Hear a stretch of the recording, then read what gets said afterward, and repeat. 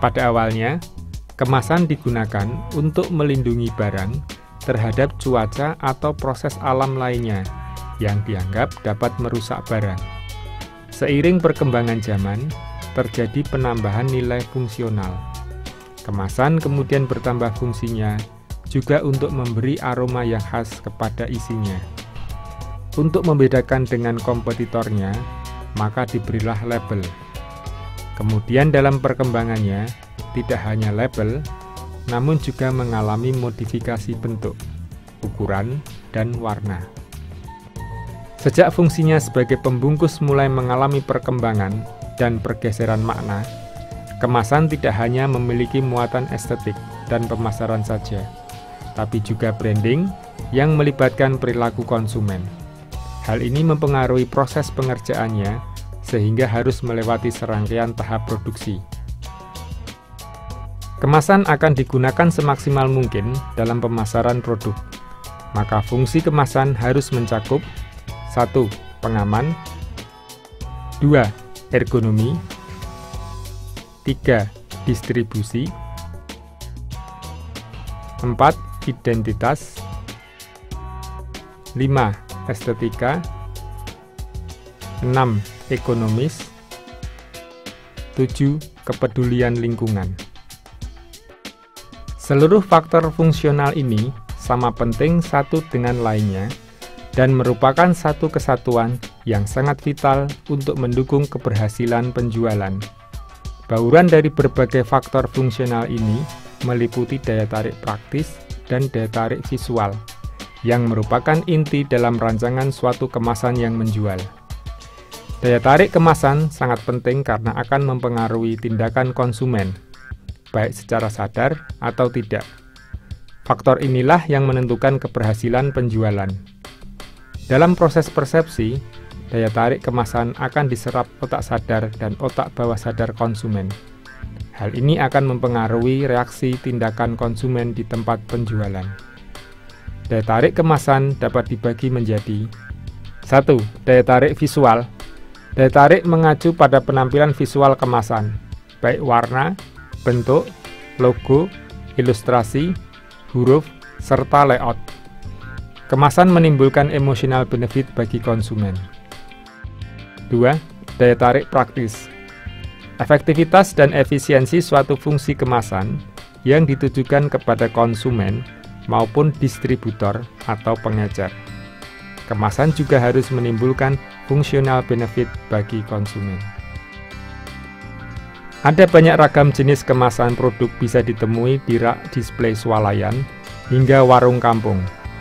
Dari beragam jenis kemasan tersebut dapat dikelompokkan menjadi 1. Kemasan yang dibuat secara manual. 2. Kemasan yang dibuat oleh mesin. Kemasan yang dibuat oleh mesin dibagi menjadi A. Tidak berdasarkan ukuran produk, B. Berdasarkan ukuran produk. Berdasarkan ukuran produk, kemasan dibagi menjadi 3. 1. Primary packaging atau kemasan saset, yaitu kemasan yang pertama kali bersentuhan langsung dengan isi produk. 2. Secondary packaging atau kemasan inner box, yaitu kemasan yang lebih besar yang membungkusi beberapa primary packaging sekaligus. 3. Tertiary packaging atau kemasan master box, yaitu kemasan yang digunakan untuk melindungi produk saat pengiriman atau pendistribusian.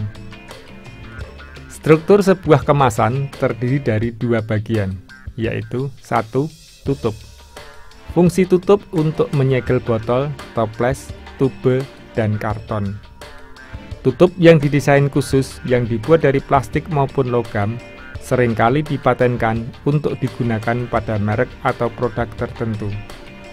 Tutup membuat kemasan tampak berbeda, memudahkan menuangkan produk, juga sarana eksplorasi bagi desainer kemasan untuk membuatnya tampak dekoratif ketika di rak pajangan. 2. Label. Terbuat dari bahan kertas dan plastik, baik yang diberi perekat atau tanpa perekat. Label dapat mencakup keseluruhan kemasan atau hanya sebagian, dipotong dengan berbagai bentuk dan ditempelkan pada kemasan. Label dari bahan plastik yang bisa susut renggang ditempel mengikuti seluruh bentuk kemasan. Label dari bahan kertas biasanya hanya ditempel di bagian tertentu saja. Berdasarkan fungsinya, kemasan dibagi menjadi 1. Kemasan untuk perdagangan eceran, dan 2. Kemasan untuk pengangkutan atau distribusi. Pemakaian material dan pemilihan rancangan kemasan untuk pengangkutan dan distribusi akan berbeda dengan kemasan untuk perdagangan eceran. Hal ini akan mempengaruhi pemilihan bahan kemasan. Bahan-bahan yang bisa digunakan untuk kemasan adalah 1. Kertas, meliputi A. Karton lipat, B. Karton lapis, C. Karton gelombang, D. Karton kotak kaku. 2. Kaca. 3. Logam. 4. Plastik. 5. Blister dan fleksibel packaging. 6. Bahan alam.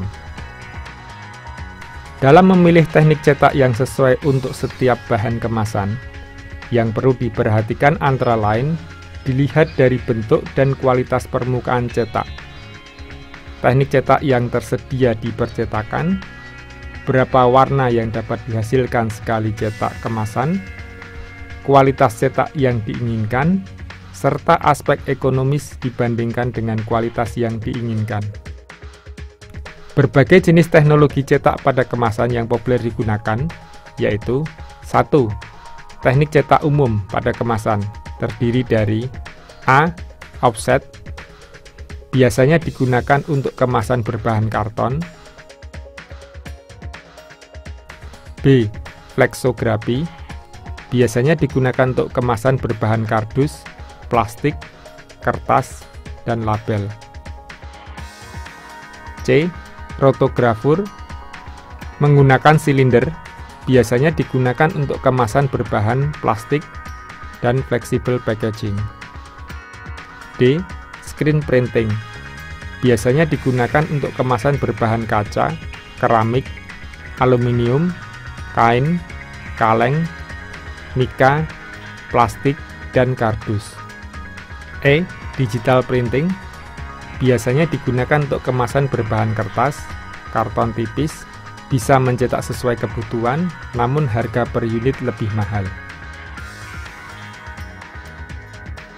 Emboss, pembuatan relief atau gambar timbul pada permukaan kardus atau material kemasan lain dengan melewatkan material kemasan melalui sepasang cetakan dalam bentuk gambar. B. Hot foil stamp, merupakan metode pencetakan dengan mentransfer gambar di lapisan film atau foil ke kardus atau plastik dengan sarana pemanasan dan tekanan. C. Varnish and coating, proses pelapisan pada label kemasan dengan menggunakan lembar tipis film untuk menimbulkan kesan glossy atau mengkilat dan matte atau tidak mengkilat. D. Applied ceramic labeling, proses cetak tampilan kemasan berbahan kaca tanpa label tempel.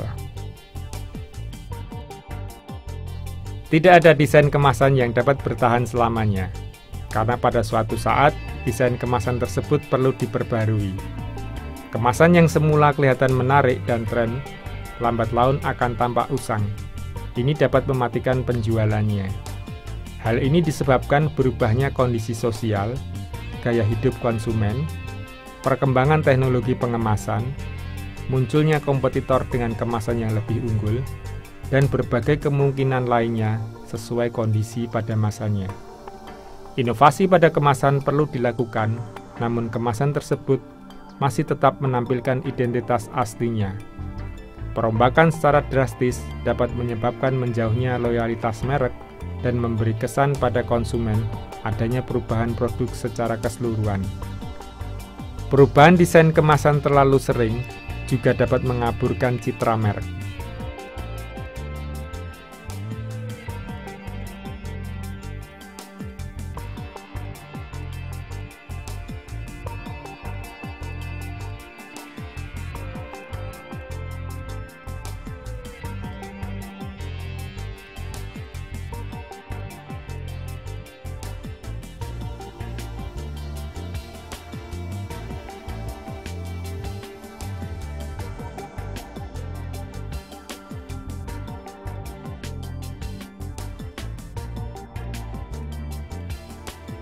Sebuah kemasan yang baik akan lebih berdaya guna dan membangkitkan serta menarik minat pembeli.